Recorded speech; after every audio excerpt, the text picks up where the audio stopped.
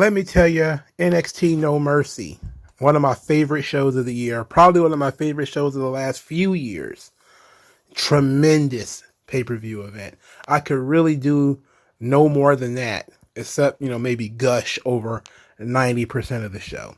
Yes, I'm still going to look at it analytically and look at it fairly because there were mistakes made. But in terms of energy, in terms of performance, every performer tried to bring it. This show was tremendous. If you don't watch NXT, but you like wrestling, you should still like this show. All right, so NXT No Mercy from Bakersfield, California. The last WrestleTix count was that they had distributed about 4,500 tickets. Not quite a sellout. Apparently there was like 600 more tickets for them to sell, but doing 4,500 for a brand that barely even moves from the performance center is actually not that bad.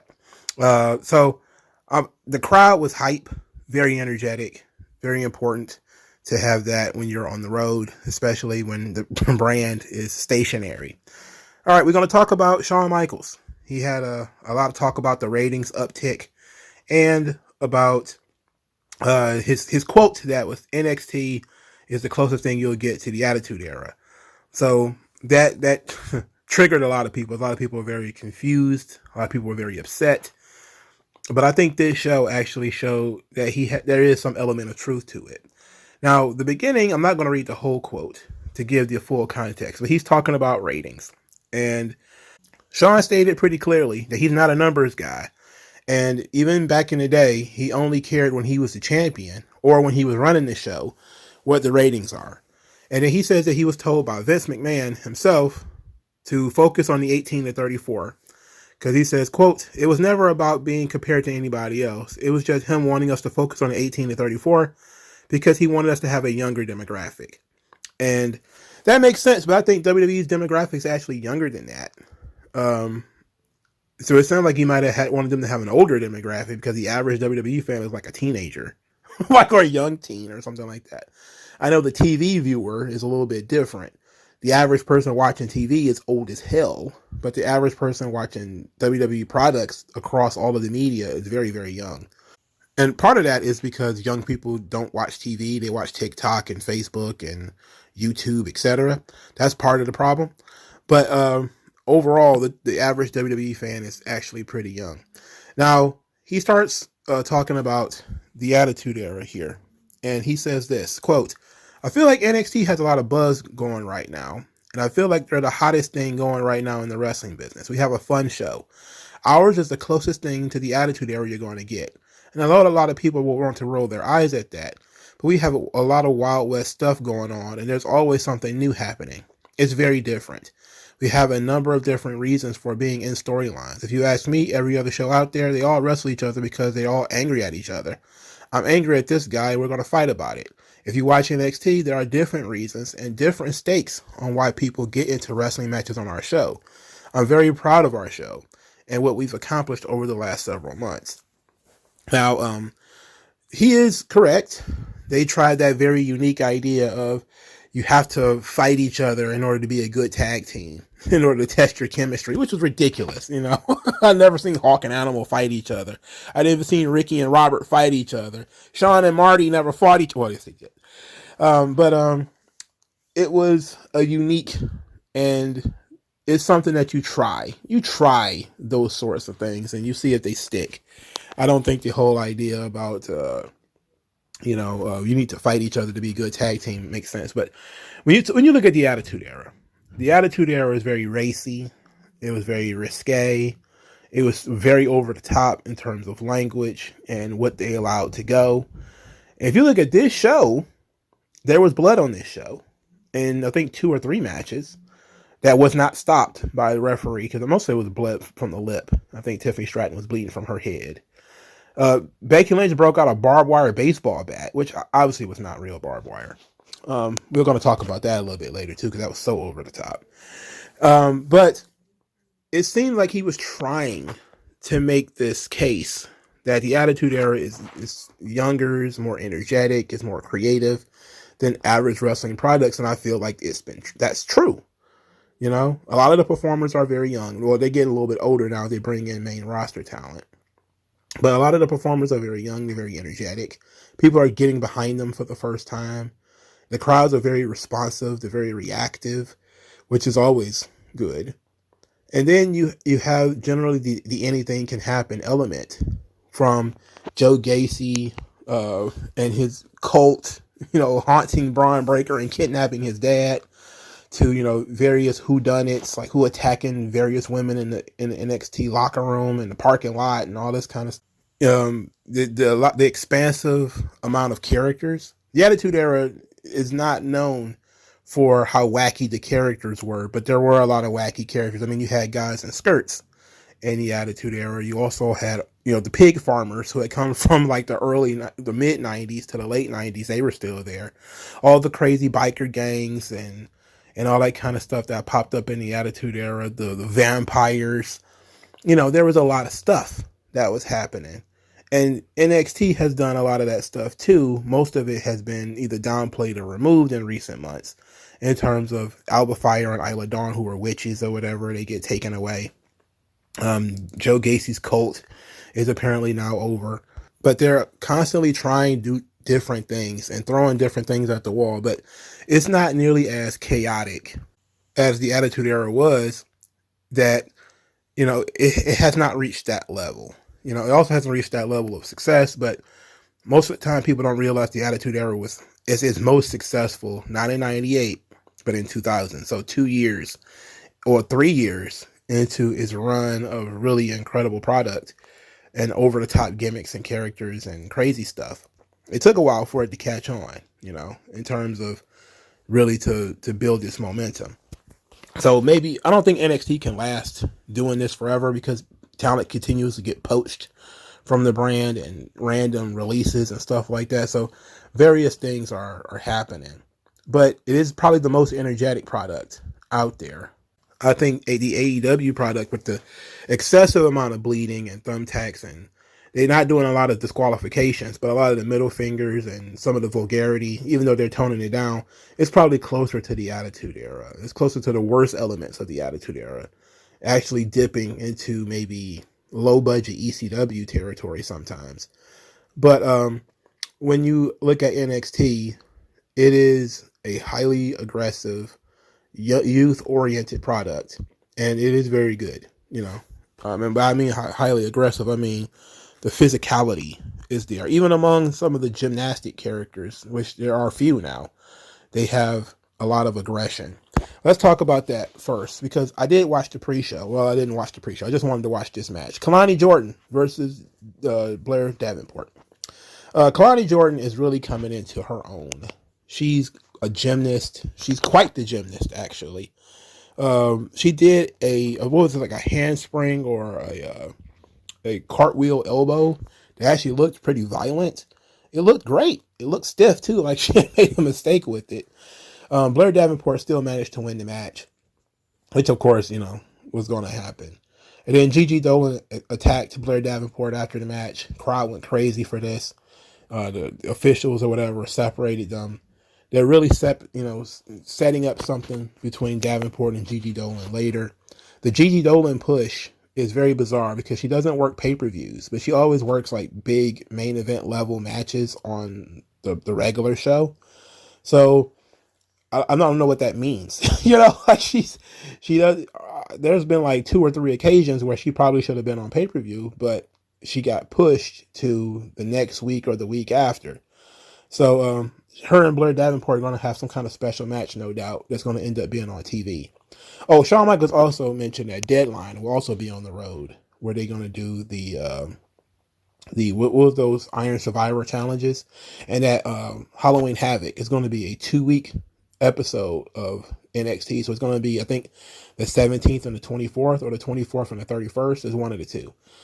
I'm looking forward to all of that, except the Iron Survivor stuff. I don't know if I like that, if we're being honest. That's all right. All right, the cold open to the show. Fantastic cold open. They actually released it a couple of days ago, where they featured NXT talent in the Nintendo 64 style, the blocks or whatever. It was great. It looked awesome. really good usage of technology here by the video. Jeremy Borash and his team. They did an excellent job on the cold open. It really got me excited for the show. I had not seen those graphics in forever. And so the graphics actually look pretty good. All right, match 1. Bron Breakker versus Baron Corbin. So Bron Breakker comes out and he's got like a wolf on his head. It looks like a bear. It looks like a dead dog. I don't know what's going on here. Now, this, of course, is supposed to be like a callback to like barbarians or Vikings. So if you've ever seen like a Viking movie or a barbarian movie, you'll also often see them with like animal pelts on their head. That's what it was supposed to be. A lot of people was making fun of it like he was Mantar or like, Sammy Guevara wearing like a panda bear on his head or something like that. It's not quite as silly as the panda bear, considering I understood where the reference is coming from. He's coming from like he's a big game hunter. And Baron Corbin was called the Lone Wolf. So now he's got a wolf on his head because like he's killed and skinned the wolf. That's the symbolism there. So you've probably seen that picture, and I'll probably use it as a thumbnail, if we're being honest. But the symbolism was nice, but it looked kind of silly. It always looks silly when you have like animal pelts on your head. It always looks silly. But the symbolism was fine. Baron Corbin actually came out on a chopper, not a motorcycle, a chopper. He wasn't driving it at all. He was basically walking with it. But now he's a biker. This guy has got 100 remixes. I mean, it's like a rap album. It's like a rap song in the 90s, like 4 or 5 remixes to Baron Corbin. It's actually fit though. He actually seems to have the motif down, the baldy, the mask. It looked very cool. And then these two proceeded to go out there and get it in. I was highly impressed by this match. Mainly because at the aggression level of it. Coming right out of the gate, the physicality, they fighting in the crowd. There's a lot of stuff going on here. Baron Corbin tried to splash Bron Breakker through a table and missed. There was a Frankensteiner from the top rope by Bron Breakker, just freakish athleticism. Then Baron Corbin did spinebuster Bron Breakker through the table. And Bron Breakker no-sold it. He was like, he pulled a Sting. Where he just basically just got up. I was like, damn.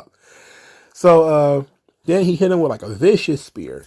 He was going to put him in the Steiner recliner to end the thing when Robert Stone appeared. And I was like, oh my God, no.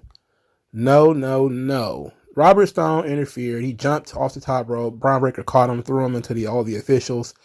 And then he turned around and walked right into the end of days. And a guy who just got spinebuster through a table and no-sold it couldn't kick out of one end of days. This is what I mean by, you gotta use your common sense. Guy just got put through a table. He no-sold it. But here he gets hit with Baron Corbin's finisher, and that end of days is the most protected finisher in the business. Guys are out here kicking out of tombstone power drivers. Kicking out of spinning power drivers or, somersault power drivers, the Canadian Destroyer. But ain't Nan Soul kicking out of the end of days. It's just the most devastating finisher in the business. Look, this is probably my favorite Baron Corbin match. He took a hell of a beating in this match because Bron Breakker was not letting up. He laid everything in. And Baron Corbin did too. I just was I didn't like the finish. I'm not going to hold you up. The finish kind of made me cringe. You just put this guy through a table. He should have just walked through Baron Corbin after that. Then you could have had whatever happened afterwards. But come on, man. It's just, how ridiculous is that? All right, so Trick and Mello are backstage. The A story of the show begins. Trick is still believing in Mello. He's come in to give him words of encouragement and to, it just inspired him for the match later. Mello is not paying attention initially when Trick comes in, but eventually he does. And he talked about how this being a big night for both of them, and they're both going to walk out with championships, which I knew was not going to happen. So the next match, the North American title match, Dominic Mysterio versus Trick Williams. Oh my goodness. The special guest referee being Dragon Lee. So the whoop that trick, the crowd chant, it was clear that not everybody watches the show weekly because not everybody was on the whoop that trick train. But by the end of the match, they were. And it was tremendous. Booker T during the entrance with the ad libs. It's making Trick Williams feel like one of the biggest stars in the company right now. He's blowing up. Our man Trick Willie is because he's blowing up out here, you know. So Trick Williams, Dominic Mysterio had a shiner.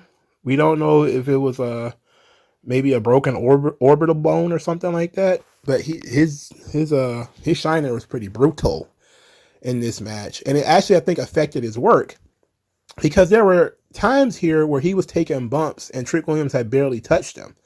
It was almost like he probably couldn't see.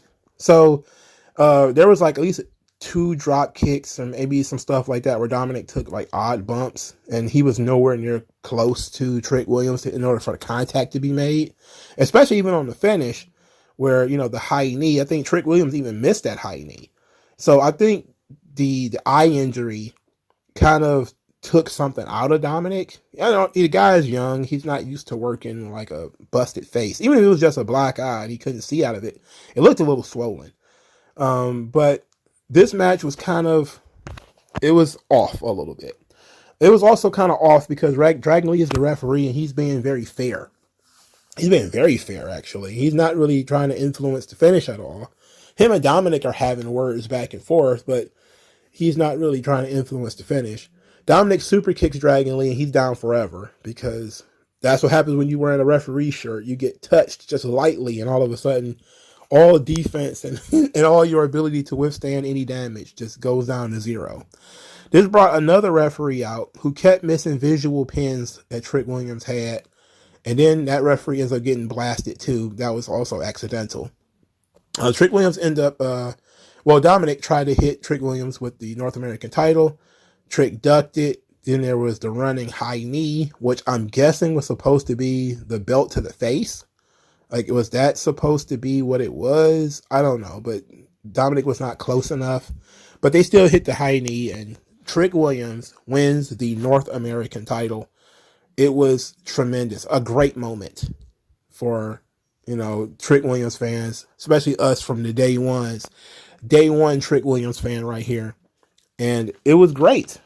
It was truly phenomenal that Trick Williams won, even though the match probably could have been better. But the outcome definitely eclipsed the match. Later, Trick Williams shows up with the North American title, and Carmelo Hayes is excited. Now they both have a championship. We are them, Carmelo Hayes says. And they got one more, then they're going to go tear the city up after Carmelo Hayes defeats Ilya Dragunov, which did not happen.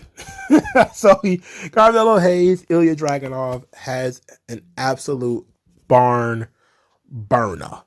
I mean, Dragunov has some of the heaviest hands on the smallest body in the business. Everything he does sounds like it hurts like hell. That he, on like 3 or 4 different occasions, just starts busting out the Kawada chops in the chest. And it just sounds like he's getting beat with a belt.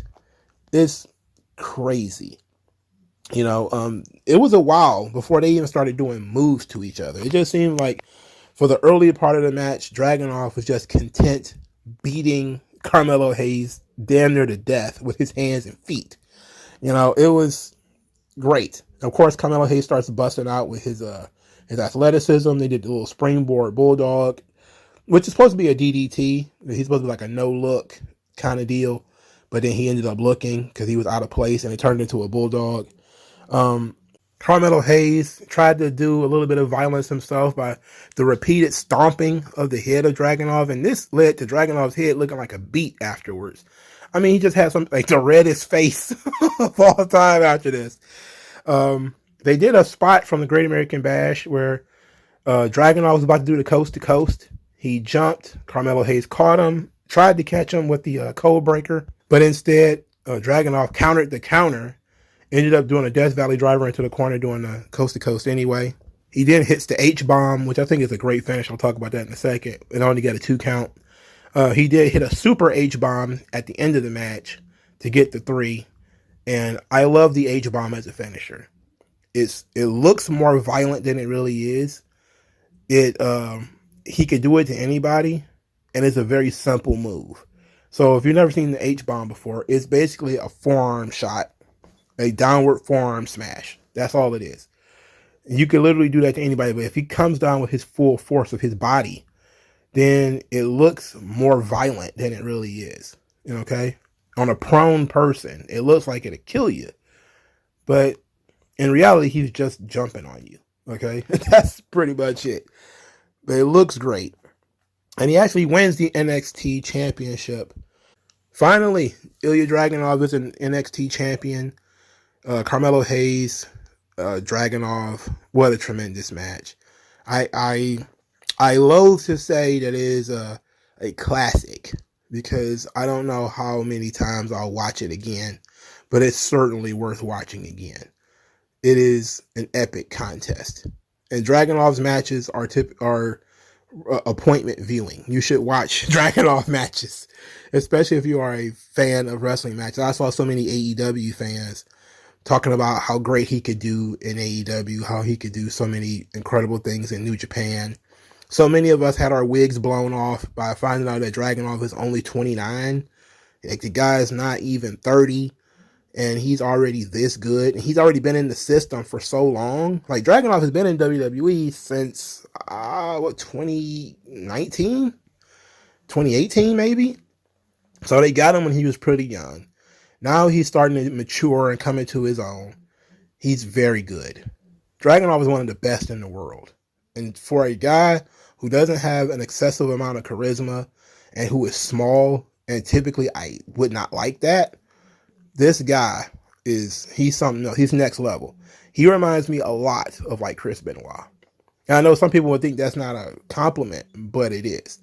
The intensity that he brings to the match compensates for his lack of showmanship. He's not a showy wrestler. He's not a flashy wrestler. But the intensity, the ability to make you believe that he is in a fight, is the most important element here. He's a bruiser.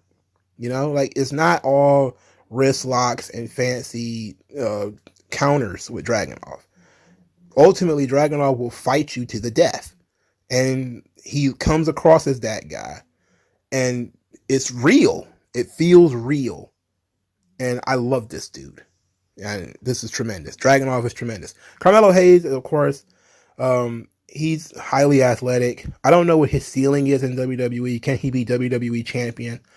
I don't know. Can Dragunov? Absolutely. I absolutely think that Dragunov can be WWE champion. Carmelo Hayes, maybe long run with the Intercontinental title. I guess with the right storyline, the right angle, he can get there to being a top guy. But you could put Dragunov in there with Brock today. Not just Gunther, which everybody talks about. But I think if you put Dragunov in there with Brock Lesnar and just let those two go at it, he would be believable, at least for a short amount of time. Do I think he can go like 20 minutes with Brock? No. But if you think that Dragunov can't go in there, much like Bryan Danielson, and have like a 6 or 7 minute match with Brock that looks like an absolute violent fight that Brock end up winning because, he wins those kinds of situations. Absolutely. I would love to see Dragunov versus Sheamus, Dragunov versus McIntyre. Those things I think are money drawing situations. So I definitely think he has the higher ceiling, even with, he doesn't have the mic skills, and even with the size difference. I think with the intensity that he brings, it's huge. It's very important. It helped guys like Kurt Angle. It helped guys like Chris Benoit get where they were. I think Dragunov can get there too. He has an extensive move list, but he has simple moves too. And he can go out there and just have a chop and kick match and still blow everybody away because of the way he sells and because of the way he attacks. It's just infinitely more believable than most people in wrestling today. He is tremendous. So after the match, Carmelo Hayes goes to Trick Williams, and he is disappointed in himself. He's a very apologetic. Trick is like, look, man, it's okay. You're still him. You'll get him next time. You got this. You're still the man. And then for a moment, Carmelo Hayes looks at Trick Williams' North American title, and there's a little bit of tension in the air, just a little bit. It was one of those things that you were supposed to freeze frame and put on social media, because usually you just look at it as Trick Williams is being supportive, and when I'm up, you up. When you down, I'm down. But I can lift you up too, kind of deal. But then that freeze frame there, where there's a little bit of jealousy coming out of Carmelo Hayes. That's what you're meant to see on floating around social media. That was the vision coming out of the show, and that's why they did this after the main event, because they wanted people to have this as the lasting image in their head when the show went off the air, that they're preparing for a Trick Mello feud. Oh, that's going to be heartbreaking, especially considering now we know that Carmelo Hayes is going to be the heel in this situation, which is, I'm pretty sure I called it. But it's great. Great storyline, going to elevate Trick Williams tremendously. Not a big fan of them breaking up. Them going their own separate ways without breaking up. I like that. The idea that they're going to fight because Carmelo Hayes, his confidence has sunk, and now he sees that Trick Williams' confidence is increasing, and he doesn't want to be seen as Trick Williams' sidekick. That's going to be heartbreaking to see, because we all have friends like that, who are used to you being the B friend, and they're the A friend. And then when things start to flip, you've got more money than them, you got, the better looking girlfriend or whatever. They start hating. So that's going to be heartbreaking, especially since Trick Williams has been so supportive of Carmelo Hayes. But I can't wait for them to actually do it. That should actually have, if it's done right over time, this thing could be big for NXT in terms of a draw. And I'm looking forward to that. All right, so Joe Gacy, he's backstage. He's talking about how his teachings have been wrong. Everything is wrong. His message is wrong. And the schism is dead. Ava Raine is like, hey, but, I'm still here. And he's like, go away. Get out of here. And he sends her away, and he has to go find his own purpose now. So Ava Raine then tweeted out goodbye with a broken heart, leading some people to believe that she's probably going to get cut. I don't think so. Just The Rock's daughter. They're going to give her a little bit more of a chance than that. I mean, I guess because the schism didn't work, I mean, you just fire everybody that was involved with it. Gacy would probably get a second chance to create a new stable. He is in his mid-30s, so I think he probably might be on the list of, unless he gets called up, what are you going to do with him? But I think Ava Raine is young enough, and she was so inexperienced when she came in, that they're going to give her another chance. Plus, Rock's daughter. I don't think they're going to fire her. So I don't think that's going to happen. I don't think Nick Khan, who is, close personal friends with The Rock, is going to sit by and let some dweeb in NXT fire The Rock's daughter. I don't think that's going to happen. So it's probably going to be a reboot of whatever is she's going to do. She's probably going to do something different. But it's going to be okay, regardless of what it is. It's going to work out just fine, I bet. All right. So the third match on the show was for the tag team championships. Out the Mud, the Creed brothers, the Garces, and the D'Angelo family. This match, I hate fatal four-ways. I hate triple threat matches. I don't like them because this match boiled into chaos. I didn't know who was legal at some point. Everybody's in the ring at the same time. A bunch of stuff is happening. People are hitting finishers. People are jumping off stuff. It's just all kinds of things happening. Tony D'Angelo ended up being taken out on a medical action, but his knee injury, he gets taken to the back. Of course, he makes the heroic return later, but that was sort of the only story element into the show. But you have Julius Creed, the skinny one, who is an absolute freak of nature. He starts hitting belly-to-belly suplexes on everybody. Then he grabbed two guys. I'm thinking it was both members of the Garza team, and did a belly-to-belly suplex on both of them. It was crazy. And the crazy thing is, people would have noticed it more if there was less chaos going on. Like, if there wasn't so much other stuff happening, to see that was phenomenal. It was so over the top. It was crazy. Then you had the other one, Brutus Creed. He did a springboard cannonball into the crowd. Just knocked everybody over. It looked awesome. And of course, the big spot that everybody remembers from this match was the four-corner superplex, where there was at least one person in every corner doing a superplex to somebody else, and it all happened at one time. Even the referee took a bump, which probably wasn't necessary, but whatever. This match was chaotic. I lost. It was impossible for me to follow because I didn't know who was legal and who wasn't. Matter of fact, it was so chaotic. I know Tony D'Angelo got the pin. I don't even know who he pinned. So we're in this situation where I'm just kind of like, there's people everywhere. There's bodies everywhere. Somebody hit a finisher. Somebody got pinned. The match is over. The D'Angelo family wins. Okay, that's fine. I don't like the fact that the Garzas just got this huge push, talking about the granddad and everything, and then they lose the first match they were in. That sucks. I don't like the idea that Out the Mud, who are barely established on the roster, are the ones who didn't win. So it's an interesting situation that by protecting everybody because it was a fatal four-way. But what do we do now? What's our situation now? Because this was the entire division from my count. Is there any other teams? I guess Gallus and the D'Angelo family had to beat them to get the belts.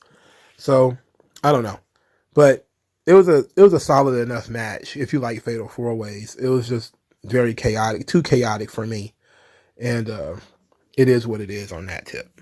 Next up, we had the Heritage Cup Championship, Butch versus Noam Dar. I'm not really a big fan of these Heritage Cup matches. The round system, I don't know why these are on pay-per-view. That's what I want to know. These feel like TV matches where you could have commercials in between the rounds. That seemed like to be the perfect way to utilize this match, is to... Remember they used to do that? The 2 out of 3 falls, random 2 out of 3 falls matches on Raw? When they were trying to avoid having wrestling during commercials. That stupid idea, that was a really dumb idea. Man, when was that? Was that like 2018 or something like that? It was recently. That was such a retarded decision. Oh my God. That's what it seems like for these British rounds matches.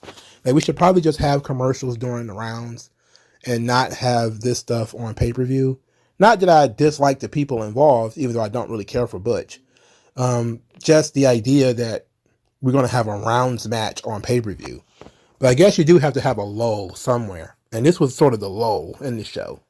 So Noam Dar wins the match 2-1. He won the second round and the sixth round, both by pinfall. He won the second round with a Nova roller kick after Oro Mensah kicked Butch in the head. The second pinfall came after the Best of the Bells, a lariat from Joe Coffey to Butch, because the Gallus boys interfered in this match. There was just so many run-ins. I didn't really care for this, if we're being honest. Not that I think in a regular match, these two guys could probably have a pretty good match. But this round stuff, it's not for me. I get it that, this is what Shawn Michaels mean by it's a grab bag of different things. But I think the Heritage Cup should probably be modified. If you could just make it a simple 2 out of 3 falls match, then that would be fine. But the round system, I don't know. Or if you just keep it limited to TV, it'll probably be better, because then you could avoid having people miss anything by doing commercials. And if you could do like corner stuff like you do in UFC and in boxing, where if you got like, these little corner promos for the 30 seconds or whatever, either inspiring the talent or denigrating, like, you suck out there, what's going on, or something like that, that could make it more interesting. But, the round system, it is what it is. It's very European, and there's a little too much of that influence going on in NXT right now. So this was kind of like one of the matches on the show I wasn't really feeling. But it still wasn't a terrible match. It was just a match I wasn't that into. All right, so they announced the women's breakout tournament. They didn't announce a bracket, but they announced who was going to be in it. So let's talk about that before we talk about the main event. Oh, brother. Jakara Jackson of the Metaphor, Carmen Petrovic, Lola Vice, Jada Parker, Izzy Dame, Danny Palmer, Kalani Jordan, and Ariana Grace. Now, Ariana Grace, I believe, was in the breakout tournament last year. Either that or she was injured, one or the other. But she's been in NXT for 2 years. Everybody else is fairly new. I've never seen Izzy Dame, Jada Parker, or Carmen Petrovic in my life. I've never seen these people before. Jada Parker is the name that everybody thought that Jade Cargill was going to have because it's a recently trademark name. Everybody's like, oh, they're changing her name to Jada Parker. That wasn't true. That's why you shouldn't listen to the dirt sheets. Looking at this list, I'm looking at it and saying that Lola Vice is probably going to win the breakout tournament. The winner gets a shot at the NXT women's title. So I'm looking at this, and Kalani Jordan has been pretty good, and so has Danny Palmer. I haven't seen Jakara Jackson wrestle yet. She looks great, but we haven't seen her actually do anything yet. At least not on the main roster. She's probably on main line NXT. Maybe she wrestled on Level Up. I don't know. But maybe all of them wrestled on Level Up, and I don't know. But ultimately, I know Ariana Grace. I've seen her wrestle before because she's been in this company for 2 years already. She has spent a lot of time injured with a messed up leg. So Lola Vice seems to be the favorite so far. I think most people who are looking at this thing is saying it's going to be Lola Vice, and I think that's fair. So I'm looking forward to seeing how these other chicks do. And the tournament actually starts this week, so the bracket will be coming out fairly soon. Good luck on this, ladies, because if you suck, everybody's going to know. Everybody's going to see it because they're going to be paying attention. And then when you got Becky Lynch bumping her chops every week, people are definitely going to be watching and saying whether you even worth being on television. But we'll figure it out. The main event, Becky Lynch versus Tiffany Stratton for the NXT Women's title in an Extreme Rules match. This match was announced as being the main event earlier in the day by Shawn Michaels. Somebody on Twitter said that of women's main events, Becky Lynch has had 7. She has the most main events of any woman in WWE history. Most of them are B shows, of course, but she also main event at WrestleMania. So this is obviously was the right decision, I think. Dragunov and Carmelo Hayes was a rematch. This is also a rematch, but it's a different kind of match. And Becky Lynch is a bigger star than anybody else was on this show. So it was the right decision to put her on last. But I also think it was the right decision because I thought nobody was going to be able to follow Carmelo Hayes and Dragunov because of how tremendous that match was. And let me tell you, I think Becky and Tiff actually did follow it very well. Did they surpass it? I don't know. But that's up to personal taste. But I can tell you this. Of the 3 best women's wrestling matches that has taken place this year, and all of that I've watched, and trust me, I don't watch Stardom. I've tried. It's boring. And that Sukiban stuff that they're talking about out of New York is some of the worst shit I've ever seen. I fell asleep on the first match. And I just saw 3 potatoes come out there, and I was like, what the I'm not watching this. And I instantaneously lost any interest in women's wrestling at that point. But within the last month, Becky Lynch has been involved with an excellent Extreme Rules match with Zoe Stark, a fantastic cage match with Trish Stratus that it was, at the time, my favorite women's match of the year. That was surpassed by her first match with Tiffany Stratton for the women's NXT title. And I think this is on that same level. I think their first match was probably better because there was, of course, less gimmick to it. But this match was tremendous. This was at least on par with the cage match with Trish Stratus. Becky Lynch has been, her promos aren't that great, if we're being honest. A lot of people find her annoying as a personality, especially with that accent and, and all that kind of stuff. And the man comes around and all that garbage.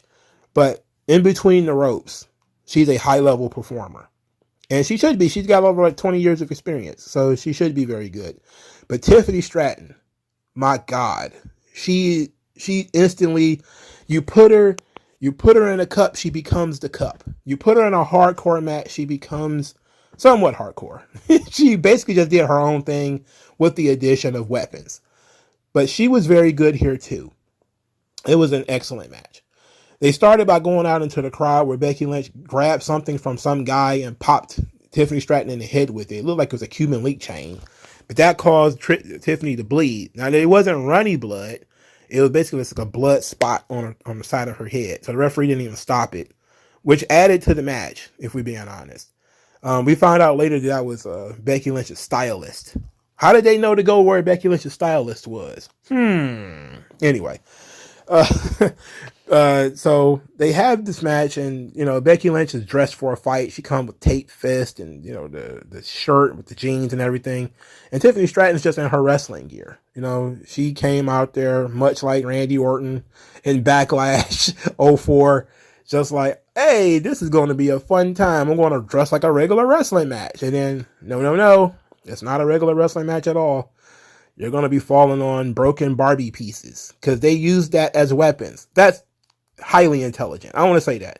As dumb as it is, and it is dumb, to use doll pieces like arms, legs, heads, or whatever in the place of thumbtacks or Legos. I hate Legos. Legos, that's terrible because Legos legit hurt.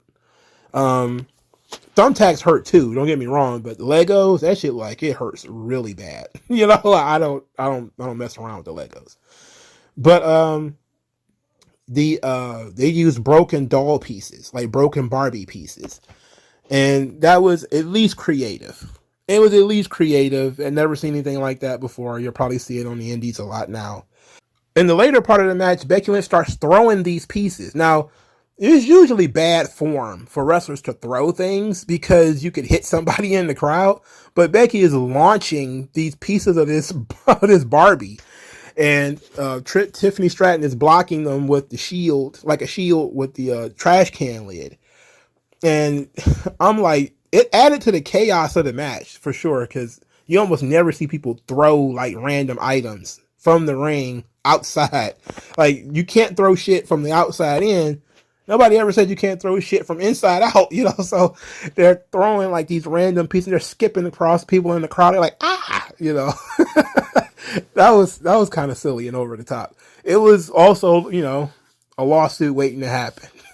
So I'm pretty sure somebody was backstage like, no, and somebody in risk management is probably pulling their goddamn hair out, and hopefully that, a broken Barbie head didn't bounce off some kid's eyeball or something like that. Shawn just let it go. Shawn lets it happen, and because the four horsewomen, they're very, very bratty. All four of them, if we're being honest. They're just so used to getting their way. So I'm pretty sure Shawn just said, Becky, do whatever you want. So she decided to break out a barbed wire baseball bat that she only used once.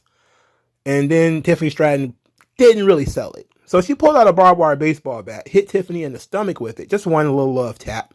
Now, again, Tiffany is wearing her regular wrestling gear, so her belly is kind of exposed. There was no damage to her belly. So that wasn't real barbed wire. And she also didn't really sell it. Like, she sold it like, oh, and went down. But then she was doing like a cartwheel later. Like literally seconds later. She did like a handspring elbow through the barricade, which was a great spot. I just wish the barbed wire baseball bat wasn't done just before that. Like, that was the spot almost right before the handspring elbow through the barricade. Was she hit her with a baseball bat wrapped in barbed wire, and she didn't bleed or like super sell it. So it's like they did it just because Becky can do it and has the stroke to do it, but I don't think it was effective. If you were going to use it and nobody's done it in a long time in WWE, it should have been factored into the finish. That's just, I'm going to say that. All right. It should have been factored into the finish, but they decided to do it outside the ring because Becky's got the stroke to get it done, I guess. Everybody's favorite spot, of course, is Tiffany Stratton's Swanton Bomb on the table that did not break because together these women are 240 pounds. And, it was beautifully formed and she nailed it right in the middle, but the table didn't really break. I guess it technically broke, but it didn't like crumble. So it was still a great spot though. Still a great looking spot. She also hit another one inside the ring and only got a 2 count. The finish came, which was almost the exact same finish that they used before. She tries the prettiest moonsault ever. She lands on her feet, rolls through, manhandle slam on a stack of chairs. 1, 2, 3. Becky Lynch defeats Tiffany Stratton. This match, chaotic, incredibly fun, and I complained before about the amount of Extreme Rules / hardcore matches that are on television these days. And I say that there's far too many of them. I think part of it is AEW does so many hardcore matches on their shows. There's so much blood and so much violence that you become desensitized to it. It's not a draw anymore. That's why I think this match was so unique, because they did things that WWE doesn't usually do, like letting the blood glow. There was a laceration on Becky's arms that required stitches. They didn't stop the match so that they can clean her blood up or anything like that. They didn't stop the match so they can wipe the blood off of Tiffany Stratton. They just let it go. The barbed wire baseball bat, you don't see that in WWE that often. The broken Barbie pieces, you don't see that often. Again, Becky Lynch just had an Extreme Rules match a month ago, and this one was still artistically different, and I got to give her credit. Like, very well done. Normally I would be like, there's too much of this stuff. We see people get hit with chairs way too often. If it was just people getting hit with kendo sticks, I would be furious, because we see that shit every goddamn week. Every week it's somebody getting hit with a kendo stick. I'm getting PTSD thinking about it right now, but I'm getting mad about something that didn't happen. But I didn't see any kendo sticks in this match. If I did, I wasn't paying attention to it. So it was, even if it were kendo sticks, and so I know some smart ass is gonna be like, it was plenty of kendo sticks. I didn't see any kendo sticks, but everything else that was unique about the match covered up the fact that it's a generic hardcore match. And it, even when you compare it to basically Bron Breakker and Baron Corbin, which was earlier in the night, which might have as well been a hardcore match, considering the first, 2 or 3 minutes was them fighting in the crowd and, threatening to go through the table and threatening to go through the barricade, even after the match, even after the bell. Then this was markedly different. They did something that was incredibly creative with this match, and Tiffany Stratton's agility and her, she's just learning so much. And look, I know people are just not happy. There's a lot of people who are NXT fans like myself who are not necessarily Becky Lynch fans, and we're kind of aggy about Tiffany Stratton losing. I'm not a fan of it myself, but I'm okay with it, because I look at this situation and I say, in 6 months, Tiffany Stratton will probably be a main roster, main event talent. Okay. Not even in 2 years. I'm talking in after WrestleMania, and depending on whether Jade Cargill really works out or not, depends on how quick that Tiffany Stratton can get there. And to be quite honest, it might not even matter that much. She's still got some stuff to work on in terms of her character and her promos and stuff like this. So she's got some time in NXT, but I'm telling you, around about this time next year, I wouldn't be surprised if Tiffany Stratton isn't one of the women's world champions. I'll be definitely surprised if she's not. A lot of the Becky Lynch fans I saw on Twitter are they're excited, but they also dread the idea that Becky Lynch is going so hard right now because she's probably about to move towards being a part-timer, which never really occurred to me. And since I tend to take stand accounts very seriously, how, as you should, right? Becky Lynch is almost 40. And she has been, they've been taking care of her for the last couple of years, but the 4 horsewomen as a totality, most of them, with the exception of Sasha, who is still very young. I think she just turned 30. She's probably 31 or something like that. But all the other ones are over the age of 35. Charlotte is almost 40, if she's not already 40. And it is time to start moving them along, and putting them on a more part-time basis. And maybe this is going to be the last real run of Becky Lynch. If that's the case, then she's not going out sad. I can tell you that much. And it does feel a lot like when John Cena was, of course, the United States champion. And that was like the last real run of John Cena. Not him as a world champion, but him as the United States champion. And it feels like it might be a parallel situation here with Becky Lynch, where she's going to run really hard with this title. And then she's going to drop it. She's probably going to have a couple of big matches with like Rhea Ripley and maybe EO, and then that's it for her. And she's going to go back to being a part-timer. So maybe about this time next year, Tiffany Stratton would be a top woman in WWE and one of the world champions or one of the contenders for the world title.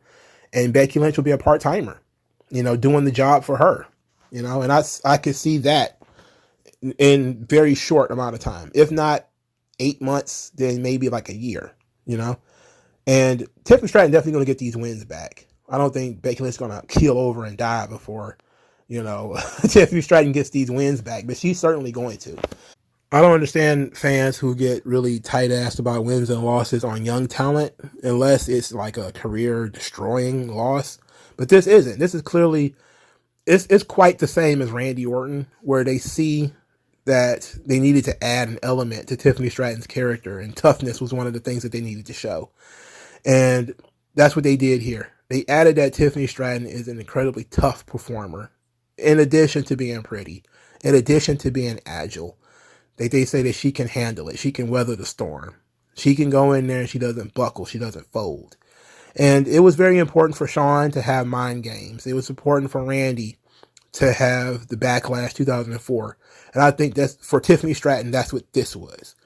It was a veteran performer who, while Becky Lynch is not Mick Foley, she's no Mick Foley, but the veteran performer who is very giving, but also needs to have a certain level of leeway to do damage in order to get you over. They can't get you over if you steamroll them.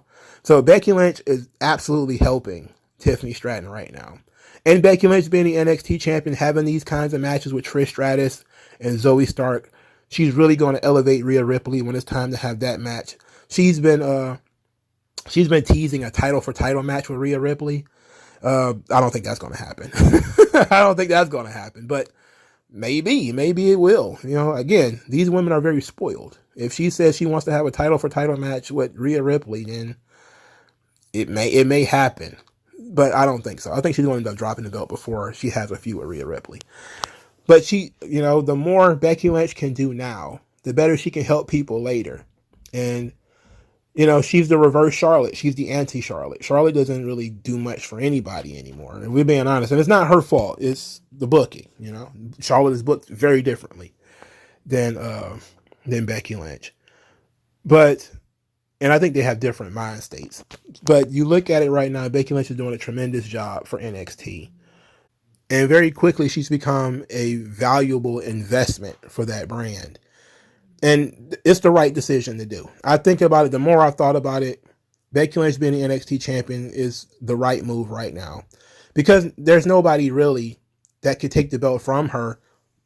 So it's all about showcasing the talent now. Tiffany Stratton was the best woman in the division, if we be honest. So now it's all about, okay, Becky Lynch versus Blair Davenport, Lyra Valkyria, Roxanne Perez. How much can she get out of the people who are fairly rookies on the roster? Now, Blair Davenport's got more experience. She, used to work in Japan and all that kind of stuff. So I can see her being maybe the next real competitor for Becky Lynch on this roster in terms of heels. But most of everybody else on the roster doesn't have that much experience. So Becky Lynch can really groom them in the ring, and that's going to be great, So I like that. So this show from top to bottom was tremendous. Excellent goddamn show. A barn burner. Even the matches that I didn't like were technically still good matches. Like, I didn't care for the Fatal 4-Way match. I didn't care for the Heritage Cup matches. That's a third of the show, if we're being honest. And if I tell you usually a third of the show is shit, that's 30% of the show, then usually you'd be like, man, that show sucked. But that's just my personal thing, that I don't like those match types. If you are a person who didn't mind the Fatal 4-Way match or didn't mind the Heritage Cup, you probably thoroughly enjoyed the show. But for my personal taste, those are not my types of matches. Even if I don't mind the people in them, which with the Heritage Cup, I'm just not a big fan of Butch, but whatever. Awesome show from top to bottom. Really enjoyed it. Had fun. What say you? Let me know what you in the comment section below, and I'll talk to you guys later. Old non-aggression. Once that lesson sets in, you'll see a session where you got an affection for no progression.